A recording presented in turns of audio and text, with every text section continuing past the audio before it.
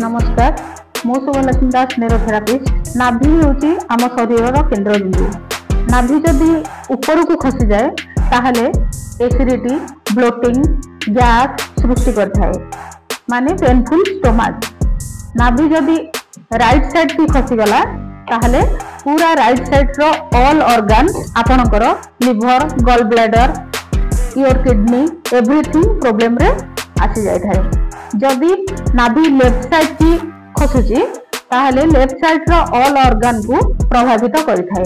नाभि left side को खसी गले आपनकर स्प्लीन स्मॉल इंटेस्टाइन आपनकर मूत्रनली ए सब प्रॉब्लम रे आसी जाय थाय। नाभि जदि क्रॉस रे खसिला ताहले आपनकर फ्रोजन शोल्डर रो प्रॉब्लम देखा दे थाय।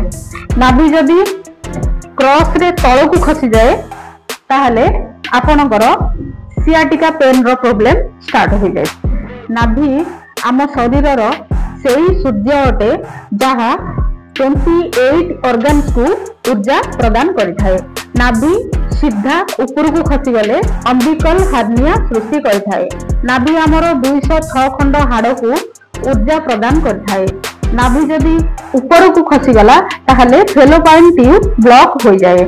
आपण सेथि प्रति ध्यान देवा निहाती जरूरी। घर मुख्य द्वार ताला जेमिति बिना चाबी रे खोली हुएनी आपण घरे पशि पारिबेनी आपण को घरे पशिया को प्रॉब्लम होई थाए। सेही परी आम समस्त शरीर रो चाबिकाठी होउची नाभि। नाभि सेट न होले आपणकर पूरा शरीर प्रॉब्लम रे पड़िजिवो। एहार प्रतिकार न्यूरोथेरापी रो ट्रीटमेंट द्वारा इजिली होई परिबो।